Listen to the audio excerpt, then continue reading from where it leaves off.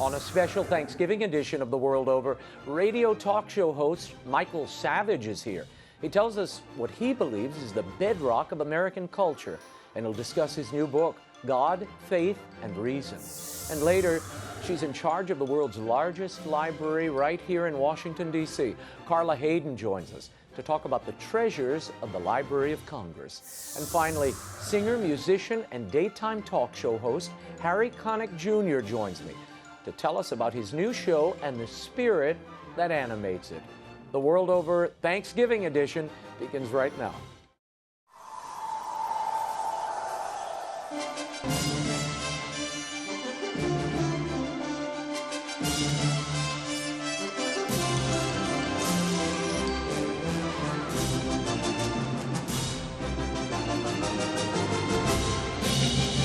Now, from Washington, D.C., Raymond Arroyo. A warm welcome and a happy Thanksgiving to everyone here in the U.S. and the world over. Later, I'll tell you what I'm thankful for. But first, he's heard by over 10 million listeners on his nationally syndicated radio show. He's a botanist, a medical anthropologist, and author of 25 books.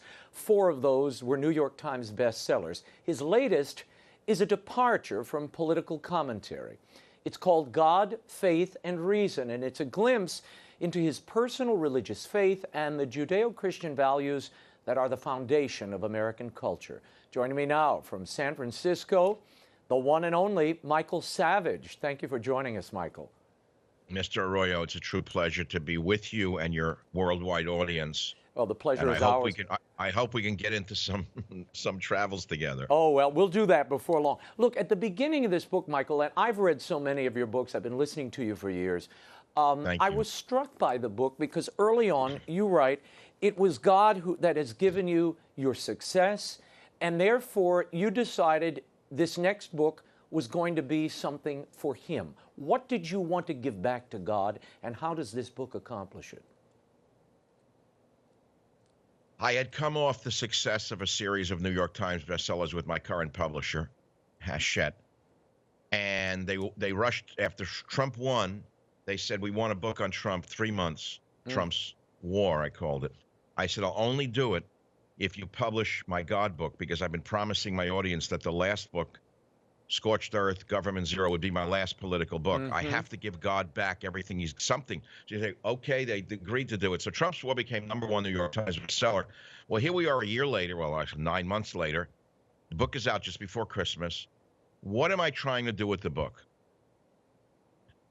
I feel that by writing this, having written this book, God, Faith, and Reason, which goes back literally since I'm a teenager, and by drawing people into my stories, family stories, childhood in New York, working for Dad in his little store, you name it, I'm going to trick my audience, because throughout this book, I cleverly included some Old Testament sayings. Every other page, if you'll see, they're set in an old-looking typeface.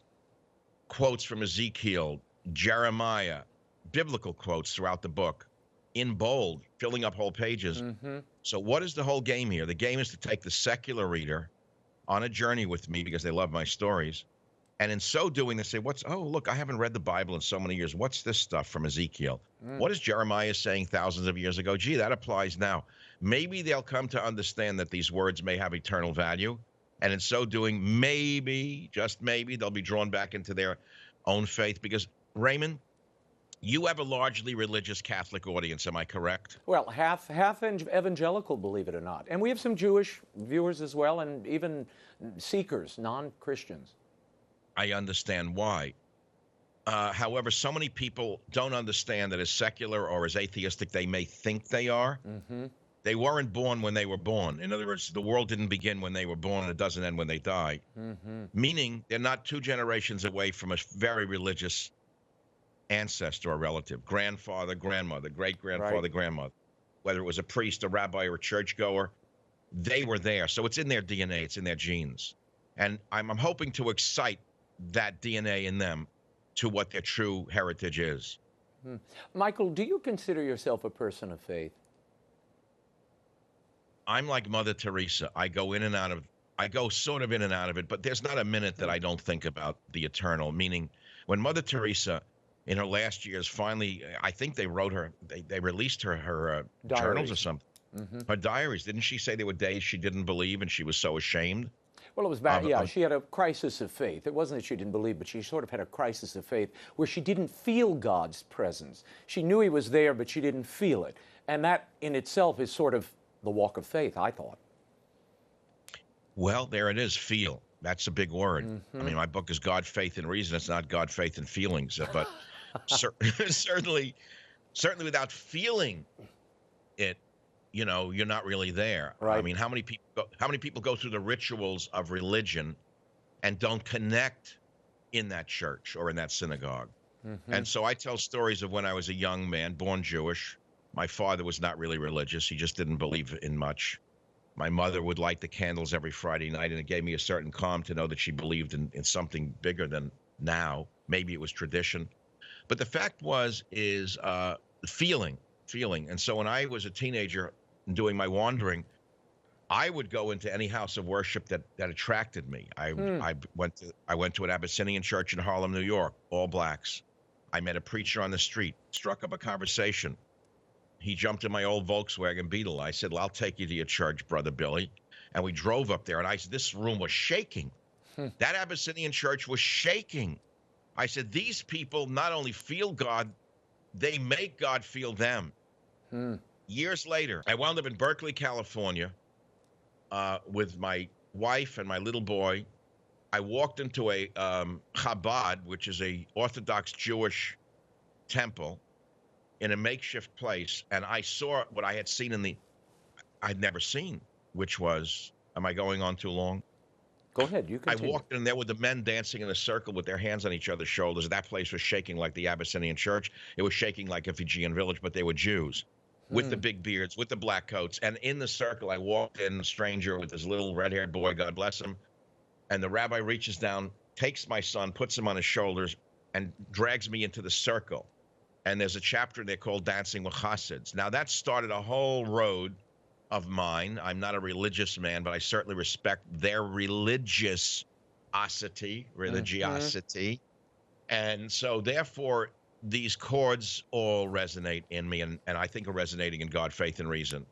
Yeah, Michael, in the book, you decry, and I've heard you say this over and over again, the secularization in America, where people of faith, religious ideas, the notion of God is pushed to the margins of society. Yet, in some ways, if I'm reading this right, you call people out in the beginning of the book for not practicing their faith. But the author himself doesn't really practice, do you? I do. Tell me when I've read religious teachings in mystical Judaism, they say that the man who actually feels the presence of God is closer to God than the man who does the rituals and doesn't feel the presence of God.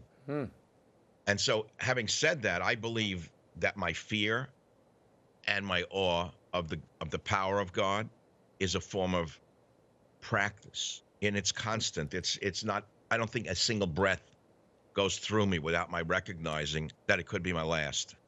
Sorry to be so fatalistic. No. Well, look, this is an important concept to know that, look, we're not here forever.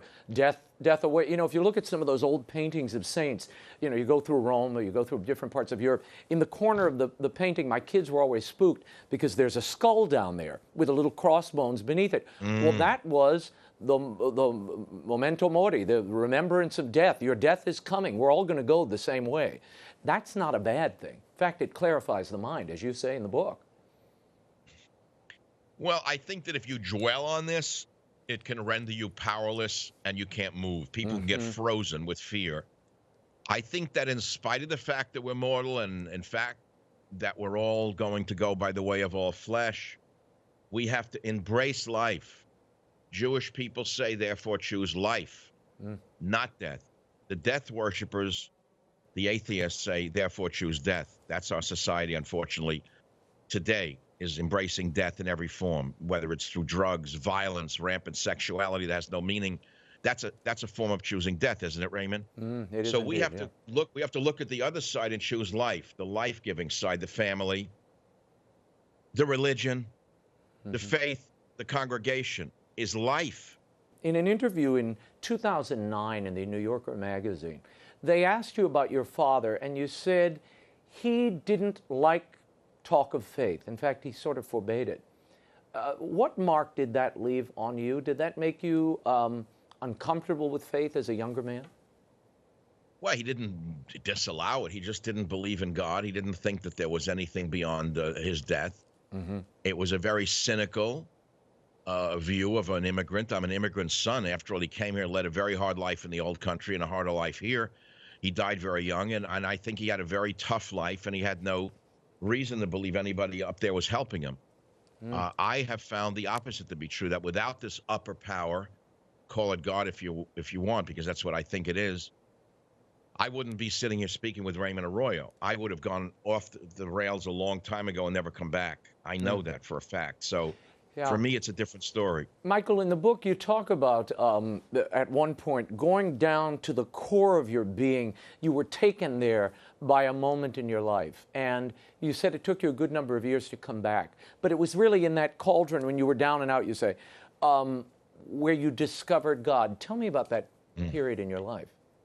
It's funny you bring it up, and every time I think of it, I get chills through my head, down my spine. I had gone back to university, gotten 2 master's degrees. I was told, well, in order to be a professor, you better get your PhD from a university because that's your union ticket. I went to the highest level I could. I got my doctorate from the University of California at Berkeley in a very difficult field of 3 sciences combined. I earned this PhD in 2.6 years. It was a record.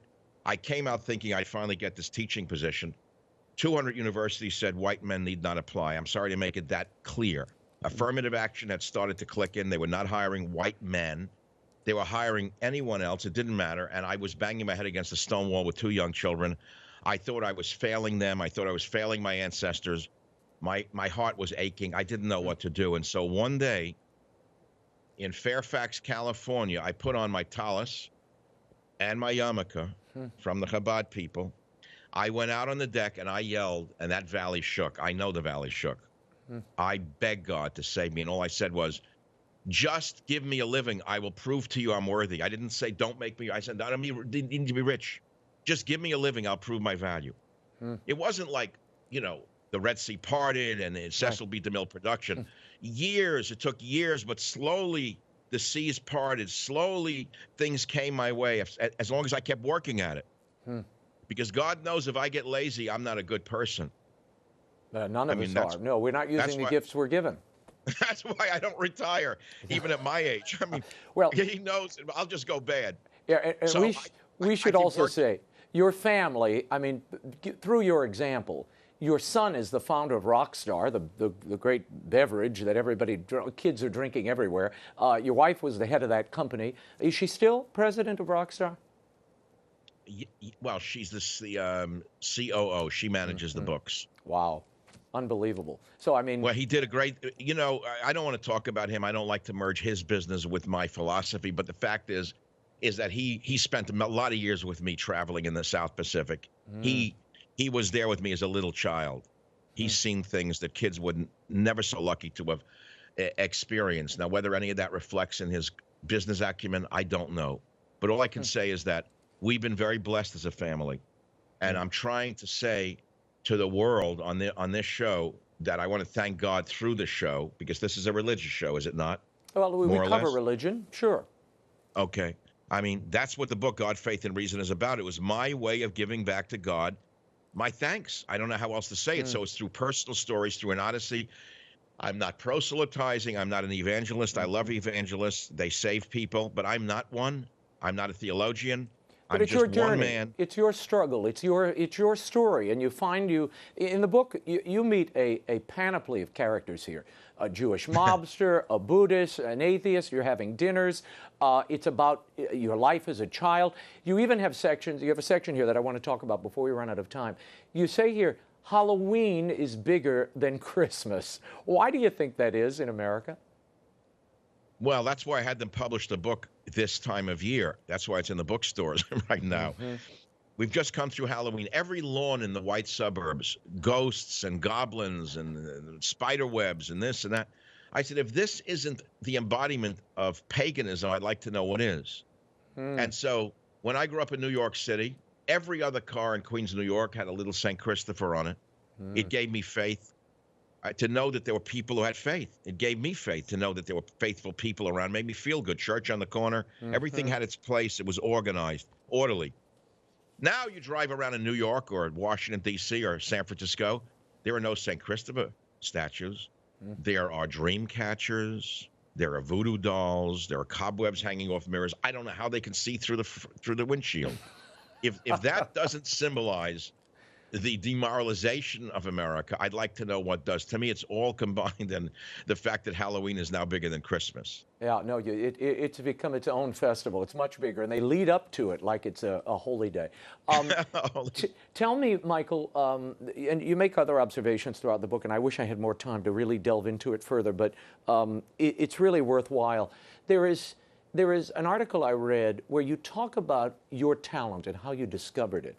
And you really attribute it to your brother Jerome and your mother.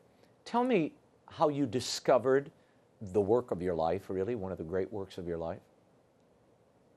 Well, it's a sad, tragic story in my family. Every family has one, I suppose. This was, I was the second child. The third child was born. He was a little blonde-haired, blue-eyed boy, looked perfectly normal, but after a year or so, they realized there was something off. He couldn't see, couldn't hear, and he was crippled, born crippled. Well, it destroyed the family, ripped everyone's heart out. And they would put him in the kitchen in a high chair, and he would sit there alone all day, and they would say, don't go in there and don't bother him. And I thought, what? What do you mean don't bother him? So when no one was looking, I'd sneak into the kitchen, and although he was supposed to be deaf, I would whistle to him. And I would see his eyes light up, and I knew that he wasn't deaf. I knew also there was a soul in there.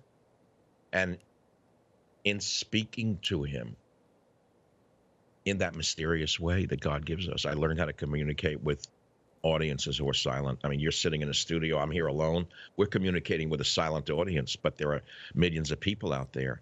Yeah. That's the same. It's trying to communicate with the silent audience. And I just learned how to communicate with silent audiences, with animals. My little dog Teddy's always with me. I think it's through the gift of my brother, and I would say my silent brother is who I owe it all to. Amazing. Amazing.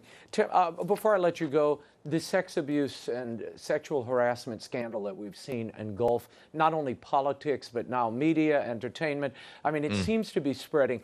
Are you concerned that it's gone too far? And what I mean by that is you have accusers suggesting that, a guy asking somebody out to a drink is harassment. Your thoughts? It's insanity. It's a witch hunt. In the French Revolution, all you had to do was say, j'accuse, and they cut someone's head off. No trial, nothing. We are living through a revolution here. God only knows who is behind this. But it's like the French Revolution. The guillotine is falling. Every day, someone else. For whom the bell tolls for thee. I mean, there's a poem about this. Right. And the accusers don't realize that the guillotine is a very thirsty instrument. There's no amount of blood on earth that the guillotine will be satisfied with. And after the French Revolution got through killing all the counter-revolutionaries, what did they do? They started killing each other until the guillotine finally fell silent when there were no longer any necks to cut. We see this going on now in the media. Who's next to fall? When is it going to turn on when will the women in the media suddenly start being accused of being sexual predators, and by whom? When will that start? When will that end? I mean, we have to understand we're a nation of laws. And no matter how many people may line up and say, I accuse you, without a trial, the person is innocent until proven guilty in my book. I don't care how many people line up, innocent until proven guilty, whether it's Judge Roy Moore in this case or anyone else, innocent until proven guilty. I want to see a trial. We are a nation of laws, not a nation of public hangings. I want to close with this. At the end of the book, you write, in the end, the search to find God is the finding itself. What does that mean? It's an interesting thing. As I was going to press with the book, it was like my Albert Einstein E=mc² relativity moment, which was, where is God? Why is God silent? Well, you see, the idol worshipers, they don't have to worry about where's God. They worship the statue. They worship the tree. They worship the stone. They have something to hold on to. But when Judaism came along and we were taught that God is invisible, it became a paradox for man, because it was the first time we didn't have that rock or that tree. So where is this God? Well, we heard about him. We heard he was there. We heard he gave us the 10 Commandments. He did this, he did that. So I realized why God remains invisible to us. Because if we could see him and we could touch him, we would dismiss him as yesterday's movie. We'd say, oh, I met God yesterday. That was pretty good, but what's happening today? What's today's show?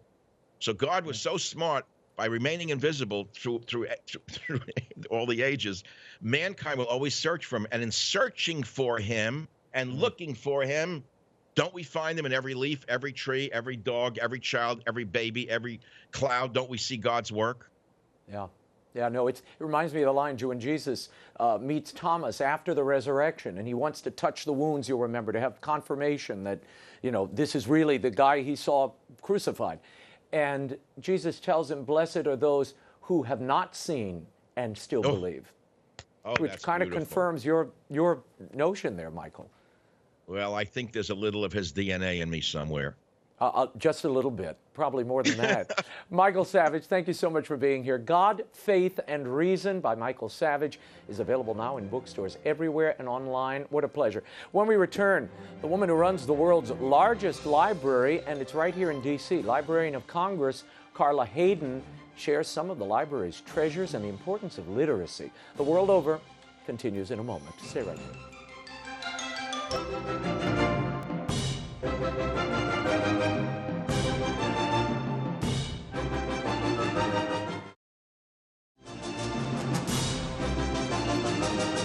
Now, once again, Raymond Arroyo. Welcome back to The World Over. She runs the world's largest library. Its collections include millions of books and recordings, photographs, maps, even films. She's the first woman, the first African American, and the first professional librarian in over 60 years to lead our National Library. To learn about the Library of Congress's vast collection and the vital importance of literacy, we asked the Librarian of Congress for her thoughts. I recently spoke with Dr. CARLA HAYDEN. Take a look. Now, I want to talk a little bit about you and then about this amazing collection. You have a unique vision of libraries that has so struck me as I've read about your career. You were in Chicago, you ran the libraries in Baltimore. You see them as much more than repositories of books. In fact, they're the cornerstones of democracy. They really are one of the few places that everybody can feel part of, and they're welcome, and we like to think of ourselves as really a refuge, but also a place that you can soar. And you expanded what Baltimore was doing. I mean, it wasn't just giving out library cards or finding books for people. You turned it into really an educational center for the community. In fact, we even called it an opportunity center. Right.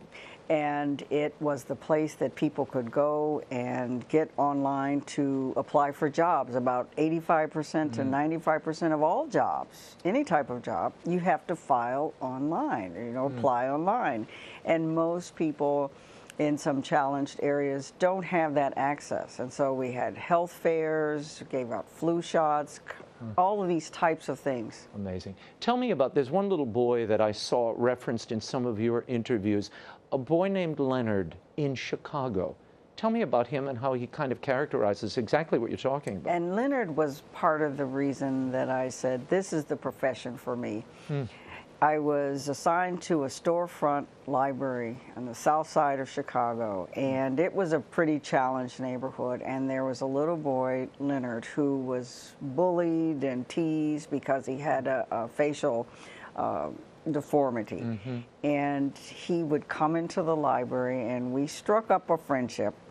And after a while, he would sit right next to my desk, and pretty soon he was sorting cards, he was helping with preparing the crafts, and years passed, and Leonard finally, he had surgery that allowed him to be more accepted, but he became a teenager, and then he would pass the storefront and wave at me. And it made me feel so good because he found that place in the library. That safe spot to grow and be affirmed. And he would read books, and he was so interested in so many things. Oh, amazing.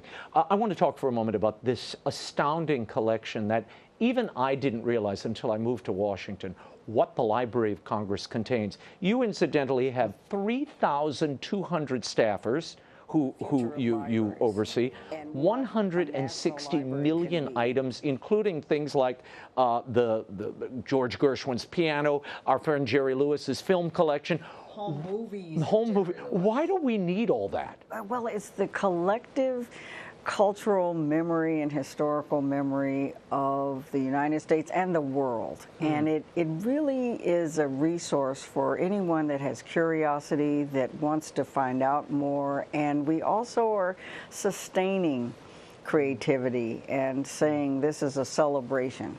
You recently digitized something near and dear to my heart. 20 years ago, now I'm confessing, I was going to write a play about Alexander Hamilton. A little darn. late now, but I took notes 20 years ago. They put me in one of your special collections room with the gloves, and I flipped through Hamilton's letters and read many of them for days. You now have digitized all of these letters. Tell us about that. And that's the wonder of it. When you think about, for instance, the papers of 23 presidents from George Washington to Coolidge, the diary of Teddy Roosevelt, where he marked on February 14th, that day that his mother and his wife died, and he said, "My life is over." And then you have Hamilton's letter, this last letter to his wife before the interview, as they called it, and that people can, of course, visit and look at these things just like you did, but with digitization, anyone, that little boy, south side of Chicago, can sit at a computer and look at Hamilton's letters and the letters of his wife. It's amazing. Are you worried that the digitization will force people or encourage them not to make the experience of going to a library and reading a hard book or a hard manuscript? Well, and I'm smiling because digitizing whets the appetite, right? Okay, so once you see it, and then you want to see the real thing. And that's another part of it. And you want to read more about it. And it just gets you going. So that's what we're trying to do. Tell me about the origins. I was fascinated by this. The origins of the contents of Abraham Lincoln's pockets when he was assassinated.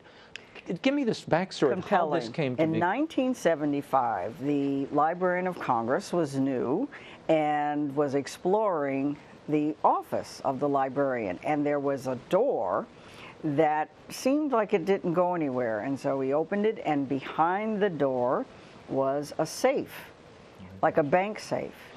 However, there was no one that could open it. And the legend goes that a gentleman was released from a facility who had special skills and opened the safe, and there was only one thing in the safe, and that was a small box.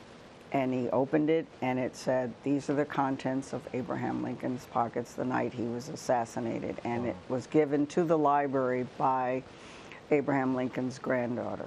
Oh my gosh. And he had 2 pairs of spectacles.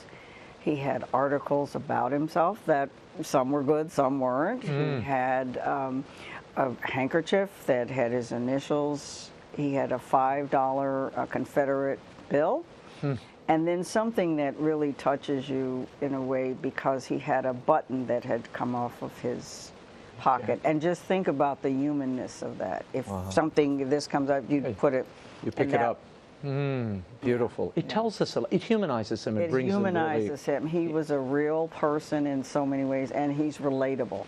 Do you feel yourself as Librarian of Congress, do you feel that you are the custodian of Americans' literacy or America's literacy? Is that a burden you feel? Oh, no. We're partners with so many other types of organizations and institutions. And so working together, we can really work on, I think, something that people might not realize, that illiteracy is unfortunately a contributor to a lot of the challenges that people have worldwide. Right. When you think about 65% of adults worldwide are functionally illiterate, and how that contributes to some of the issues that they face in life. No, this has become a passion of mine, writing for children. You see the vast weight and the the bitter patrimony you pass along to them if they can't read or if a parent can't read. So I love that you've committed so much of your work and the Library of Congress to fostering reading. Before I let you go, Madam Librarian, Story-Ented, which is what this segment is, it's a literacy initiative I founded, but the idea is stories orient us in the world. They show us our place in the world. What was the story that set you on your path and the lesson you gleaned from it? When you talked just now about your place in the world, the book, and I love to read, and I was going to this storefront library on my own across from the school. I was about 8, and some person put a book in my hand, Bright April, and it was about a little girl who was brown like me. She was in the brownie troop. She had 2 pigtails, and for the first time I saw myself reflected in a book. And that taught me that children need to have books as windows on the world, but also they need to see themselves in something that we say is so important, books and literacy. Right. And then it's like, there I am, and there's my family. And since I've been talking about it so much lately in terms of influences in my life, I've received letters from women from varied backgrounds. The first one came from a woman in Minnesota who said I was a skinny girl, handicapped, and Bright April was my favorite book because she was an outsider. And then recently a woman in Connecticut who shared it with her 2 daughters and found a copy, a battered copy, she said, and she just read it to her granddaughters who identified with this little girl. And so that lesson that young people need to get something from a story too, not just entertainment, but and the importance of diversity in books, particularly children's books, because it is important for kids to see themselves and place themselves in that drama. Right. And that's what the pull is. You can imagine yourself taking great adventures and all types of books, but it's also good to see something that relates to you too, because that's what reading can do. Give me your strategies. You've spent your life as a librarian and you interact daily with young readers. What would you advise parents who have reluctant readers at home? What are they missing? What should they be doing? What they might want to do is think about making reading fun and not being too prescriptive. If they want to read a comic book, fine. Let them read it. Because they're reading, and it's the practice of reading. And readers become better when they practice, and they can read a cereal box, they can read that. And also to model reading in the home. I had that advantage with a grandmother that read to me and would read next to me, my mom. And so show them, and you don't have to read War and Peace. You can be reading a magazine and it's reading time and everybody gets to read what they want. And if they see an adult doing something, you know, they will model. They follow it, no, that's great advice. Great advice. Final question. You were appointed by President Obama for this position. I am a little distressed that he dropped the lifetime appointment and turned this into a 10-year appointment. Your thoughts on that? Was that a good idea or maybe not such a good idea since you're just getting started? Actually, Congress decided, and it was, I think, a good decision because libraries are evolving and changing, and you might need to make sure that you are changing as well in terms of the leadership. So I think it's okay, and especially at my age. Oh, come on, your age. And your mother is still with us and lives in your building, you were telling me. Yes. I mean, it must be amazing having your mother there, watching you, and breaking down the barriers you've broken down, and being the example you are.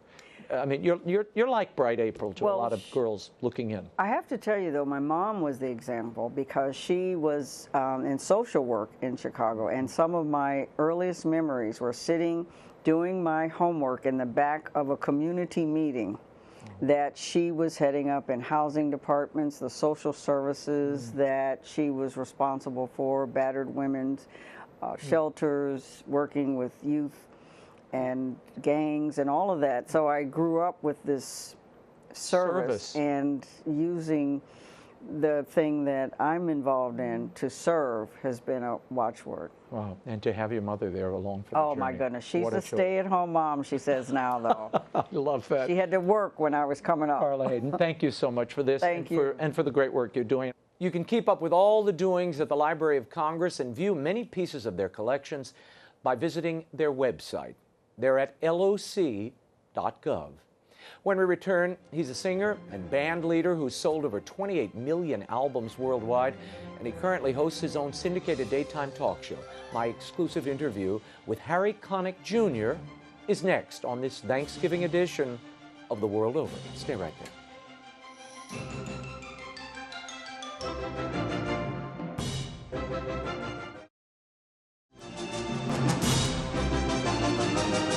Now, once again, Raymond Arroyo. Welcome back to The World Over. He's an actor, band leader, and singer who's sold over 28 million records worldwide. He's won 3 Grammys, 2 Emmys, and earlier this year he added daytime TV host to his resume. He, of course, hosts the syndicated talk show Harry, and I sat down at CBS's studios in Manhattan to talk about his career, the roots of his music, and the faith that drives it all. Here's my exclusive interview with my fellow New Orleanian, Connick Jr. Harry, I want to talk about the show in a minute, but I first want to talk about you. How did you not study the law? With a mother who's a Supreme Court justice in Louisiana and a father who was the DA for, what, 30 years? Right, there was a lot of law in my house. My mother, just to be fair, was a small claims court judge, and my dad was a DA. And I remember at one point when I was in my early 20s, my manager, who is a Harvard Law graduate, and her husband, who's a Harvard Law professor, I sought their counsel about maybe getting a law degree because I felt maybe this is something that I can do. And they sent me this big giant book on the law. I don't even think I opened it. I said, I see your point. This is not my turf. I'm not going to do it. Didn't do it. No. I don't belong there. My parents, they're real intellectuals, and they, both of them are brilliant lawyers, but that's just, my brain doesn't work like that. Now, they also owned a record store. That's right. Which is probably where some of the love of music came from? Oh, I think a lot of it came from there. So my mother and father, when they were putting themselves through school in the late 50s, had a small record store called Studio A Productions, and they would sell the popular music of the time, Nat King Cole and Elvis Presley and Frank Sinatra and all that stuff. So by the time I came along in '67, obviously that they were out of that business, but they obviously had a lot of records that they kept. So I heard music all the time because my parents were both huge lovers of not only great music, but music that was important music, especially to me, being a young musician. Where did the piano start? You started very young. My grandfather, who had a restaurant around the corner from where you lived, That's right. used to complain. I remember him saying, that little coming in here, he's playing the piano, he's taking all the business. They want to listen to him. They're not eating. They're not drinking. Business was pretty good for me. Yeah, I noticed. I had some good tips. Where did that come from? Well, we had a piano in the house from as long as I can remember. But even before that, my cousin Georgia used to play. And my sister, who's a few years older than I am, would take lessons from her. And I sort of remember hanging out, and the story is that when she would finish her lesson, I would go and play the things that she had learned. It came very easily to me. It wasn't that I was some kind of prodigy. It was just very natural for me to sit down at a piano and kind of pick notes out. So ever since I can remember, that's just sort of what I gravitated toward. Tell me a moment about Ellis Marsalis' Sure. influence on your work. And I wanted to take a little step back. James Booker, this kind of flamboyant, great pianist, he accompanied everybody from Aretha Franklin to Fats Domino. He taught you. James was a friend of the family's and used to come over. My dad always said he wanted to put James in the studio and record him, because that's what he did to me when I was like 9 and 11. I made a couple of albums, but he never did, and it's one of his great regrets. So I knew James from going to the Jazz Fest, and James would like just show up at my house once in a while, sort of unannounced, and give me piano lessons. Right. But I loved the time I had with him. What did you get from him? What did you get from Ellis Marsalis later at NOCA, which is the New Orleans Center of Creative Arts? That's right. I think between Ellis's tutelage and James's sort of sporadic appearances, you couldn't have a more complete spectrum of piano, of American jazz and rhythm and blues piano playing. Ellis is a real music academic. I mean, so he understands not only the structure of music, but how to convey that information to young people. He's probably I would say certainly the best music teacher I ever had. He was an incredible, and is an incredible pianist in his own right. But he would also allow us the discovery process just enough to keep us interested in wanting to acquire more information from him. James would basically, I'd say, James, how do you play this lick? And James would say, oh, this is how you do it. And I would sit and watch him, and if I didn't understand something, he would show me. So it was a way, like Ellis would never sit down and show me. Ellis would say, well, you have to figure it out. But the stuff I got from James, like he played things that nobody played before or since that were pretty much impossible to do. So to have his tutelage was an incredibly rare blessing. Incredible. Tell me about your mom for a minute, Anita. You lost her when you were 13. That's right. What is the lasting influence Boy, that you find today? I think about her all the time. I think about the fact that she's from New York. She was brought up Jewish. By the time I knew her, she was pretty much non-denominational. But she knew more about Christianity and the Bible than most Christians I know. She was very well versed in the Bible, and was an incredibly spiritual woman that always treated me beyond my years. And I would see that with other people too, with my cousins or my friends. She would always sort of take the time to look them in the eye and treat them respectfully. She always made us feel very important, and I think the benefit of that was it helped us all, including me, to aspire to greatness, because she was treating us like that. And I think about that a lot. I think about people that would come over to the house. Some of them were famous politicians. Some of them were auto mechanics. Didn't matter. We didn't know who they were or what they did as little kids, but she treated everybody equally. It was an amazing thing to see in real time, to see somebody practice that, because as I got older and I saw things like sexism or racism, it didn't happen in my house. Like, it didn't happen with my father. It didn't happen with my mother. They would treat everyone the same. And that gets drilled into your head over time, and you start to realize the benefits of realizing that there's something to learn from everyone. So that's a great lesson I learned from my mom. And you were raised Catholic, not Jewish, and not in an interfaith household. You didn't learn both faiths. Right. So when my mom when I knew her, she wasn't practicing anything, but my dad is a very devout Catholic, still is at 90 years old, and he would take us to church. But I wasn't baptized as a baby, and my sister wasn't either, because my mother wanted us to decide for ourselves what religion we wanted to be. So I felt like I was part of the Catholic community because my mother's family was not in New Orleans. I was surrounded by these Irish Catholic Connicks, and I wanted to be a part of that. So I decided when I was 14, I wanted to be baptized, I wanted to be confirmed, and that's when I joined the Catholic faith officially. Jumped in.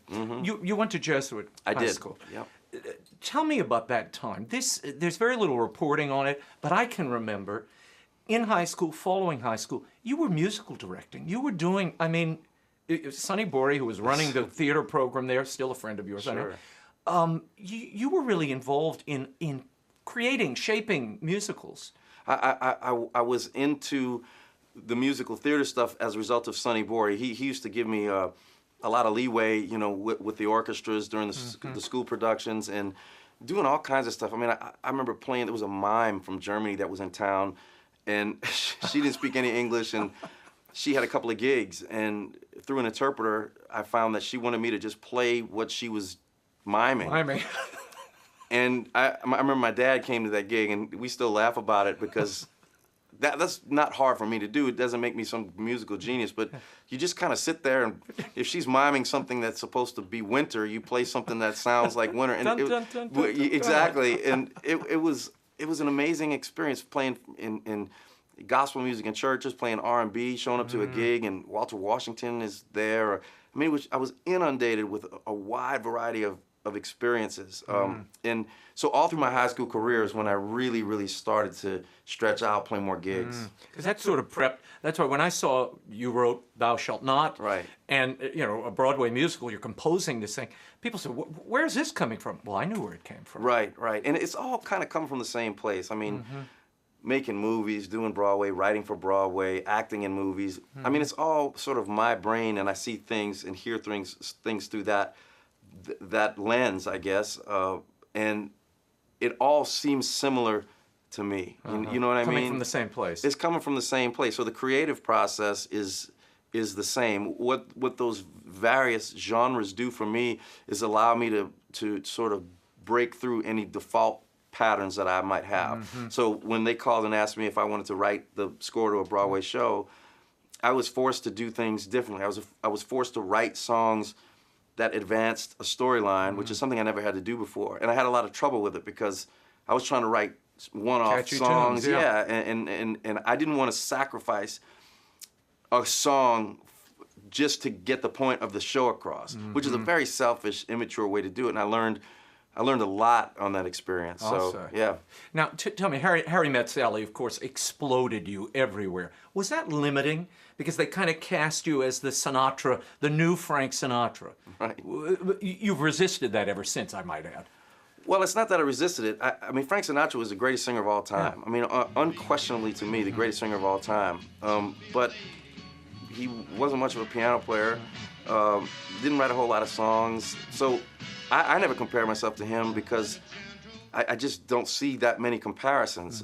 I mean, if you want to talk about Sinatra, you have to talk about all of the other great male singers of all time that I love too. Yeah. But when Harry Met Sally took off, and it turned me into sort of a big band singer, which is a type of music that I never played. I had never, maybe once or twice I had played with a big band. So when I went on the road, I had 3 arrangements for the big band. It's hard to do a 2-hour show with 3 songs, so somebody had to write the charts. So I started writing arrangements for the big band, and they were not good. They were passionate. We loved playing them, but I look at them now, I'm like, it was like a chimp wrote these things. It was not impressive, but that's how I learned. And because I was on the road and performing, I had a chance to perform my arrangements and right away know this is wrong, this is right. So it expedited the process. So I'm very indebted to that when Harry Met Sally experienced, because it helped me grow very quickly. My sense is watching you do this new show, Harry, which is for anyone who's ever done it, it's a tough thing to do, a daily show like this, and a daytime show where you're shooting multiple episodes a day. Is it easier to guest rather than host? I like hosting better because, see, what you're doing, I'm really impressed with, because you've clearly done a lot of research on me, and you're making me feel like I'm the only person that matters to you right now, and you're really, really good at it, and that's a great feeling. I think ultimately, even though it's a selfish feeling, all of us like to talk about ourselves. Well, this is what you do on the show. I mean, this woman you brought out earlier. Incredible. And we'll get to that. Yeah. But I love that you're highlighting people who otherwise we wouldn't see. Well, that's a great thrill for me. And I like talking about myself on talk shows, but I really like hosting the show, because not only do I get to do all of the things I like to do, but I get to meet these incredible people. I want to do a really fun show, an aspirational show.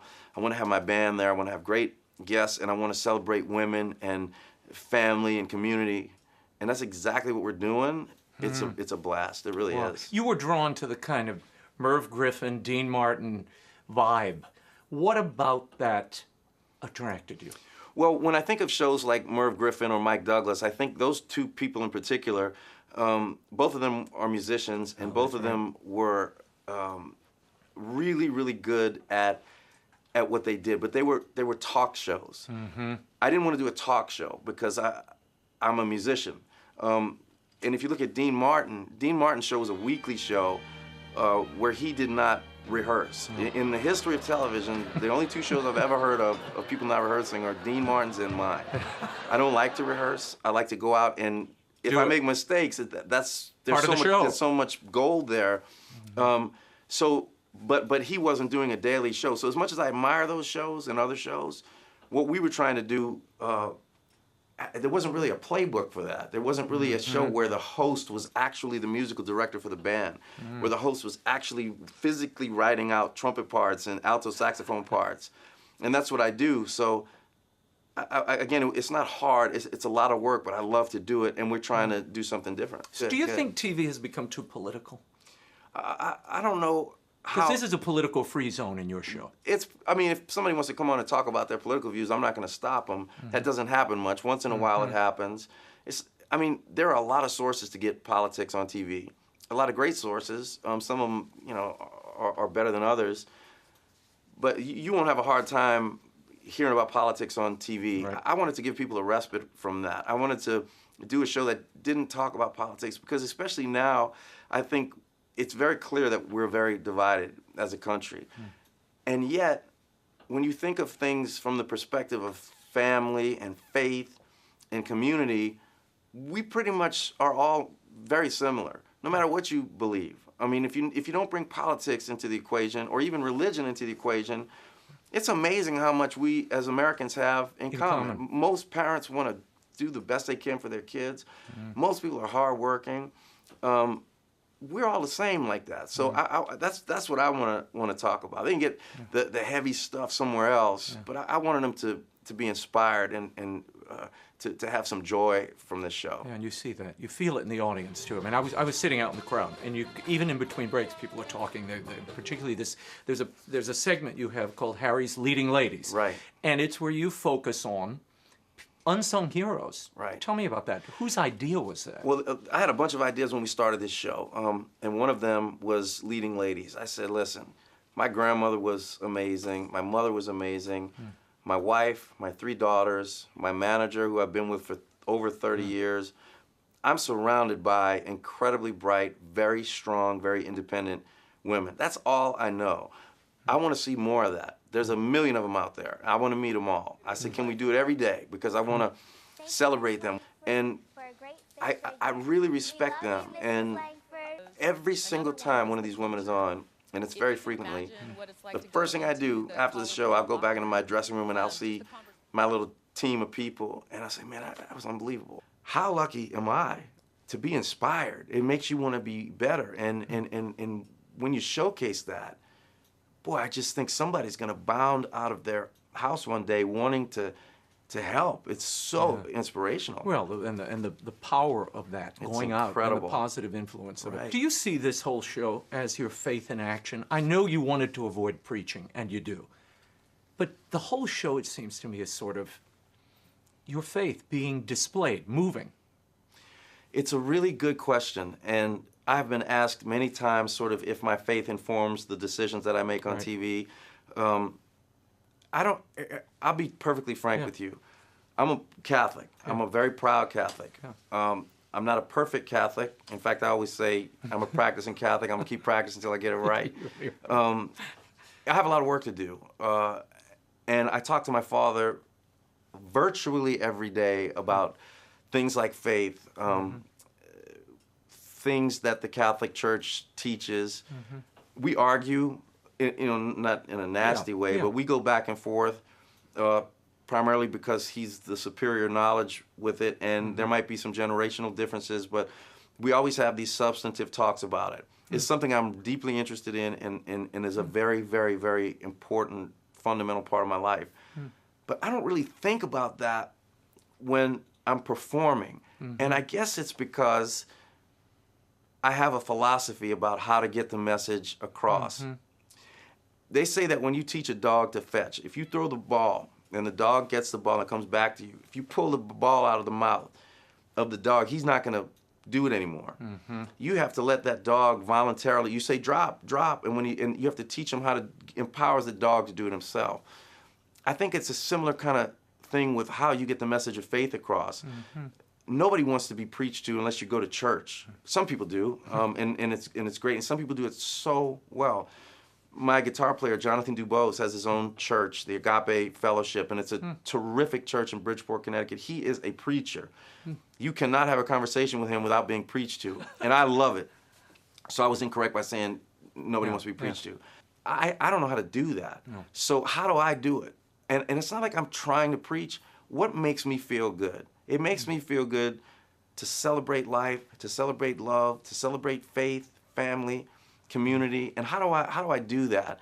I had the pleasure of talking to His Eminence Cardinal Dolan about this very thing. And he said, so you kind of want to come through the back door. You kind of want to have a breakfast table conversation and not really hitting it on the head. And I said, yes, I think that's what I want to do. He says, you know, the church needs that. And I didn't think about it like that. He said, people need to hear the message in different ways. And I thought about it, and I'm like, well, maybe God made me an imperfect, curious Catholic. My dad calls me Thomas, by the way, because I'm always firing these questions at him. Maybe that's my purpose. Maybe my purpose isn't to be a good preacher, but to walk hand in hand with the majority of us who really are trying to figure this stuff out. Because at first I used to think I have to represent my faith, and I don't have the power to do that. Well, you're doing that. I would argue you're doing that. You've been married for 27 years. You're a father first, Right. and a husband. And when I see this, I've always thought you want to be a good Catholic and you want to advertise the faith, just do what we do in New Orleans. Feed people, entertain them, make everybody happy, and bring everybody together. That's what you're doing here. Well, it's you know, to hear like that is really refreshing, because that's what it is for me. That's the lived experience. Yeah, and when you look at people and you see, you know, Raymond, I go out in the audience during commercial breaks. Some people are crying. You hold their hands and they cry and they say, thank you. And I'm not fishing here by any means, but I'm thinking to myself, like, what are you thanking me for? I'm up here, I got my name on the marquee. Like, how much more attention could be on me? But that's what, I think God wants me to do that. I think that's what I'm supposed to do. I'm supposed to entertain people and try to make them feel good. You know, we're all trying to connect the dots here. And if I can just, man, if I can do that for an hour a day, I feel like I'm the luckiest guy in the world. What do you want to do next? I know you're a restless spirit. I am. You can't do just one thing. No, I can't. You know, I'm always reading new movie scripts and writing new projects. And after hosting this show, I think I've done, I don't know what else there is to do. Like, I mean, I've done Broadway and film and TV and films, yeah, everything. But I haven't mastered any of it. You know, I've only done this hosting job since September, and I'm always learning things. I'm always figuring things out. So I'm going to keep sort of working on all of it, and things sort of evolve out of that. So we'll see where it takes me. We'll be watching. Thank you. Thank you, Harry. Pleasure, What a Raymond. joy. Thank you, man. Thank you. Before we go, I want to tell you what I'm most thankful for. Firstly, for you, for your devotion to this show for more than 20 years. It means the world to us. As I've said many times, we do this show for you, and with you always at the forefront of our minds and hearts. That's the way Mother Angelica devised it from the beginning. I'm thankful to my producers, Christopher Edwards, James Faulkner, and Christina Califf, for all their hard work. The crew you don't see, including Michael Bogaski, Stephen Beaumont, and a host of others in Birmingham and Washington. I'm particularly thankful to my family and the chance to come together during this special time of year, which I'm looking forward to. I trust all of you will gather close to those you love, friends and family, and remember those who don't have what they need. We are so blessed, so many of us, with blessings beyond our imaginings, and it's important to give thanks this time of year, so make sure you take the time to do so. In the new year, we're going to be shaking up the show a little bit, not suddenly, but in time. Some things like our brief, the headline segment at the top of the show, is going away. But we'll be introducing some other segments that I hope you like. I just want you to know that you are so appreciated, not only this time of year, but always. That's all the time we have for now. The show continues on Facebook and Twitter. Like me on Facebook, follow me on Twitter. The links are at RaymondArroyo.com. Be sure to join us again next week. Until then, we'll be scouting the world over for all that is seen and unseen. On behalf of the staff and crew of EWTN News, thank you for watching. Happy Thanksgiving. I'm Raymond Arroyo from Washington, D.C. Bye now.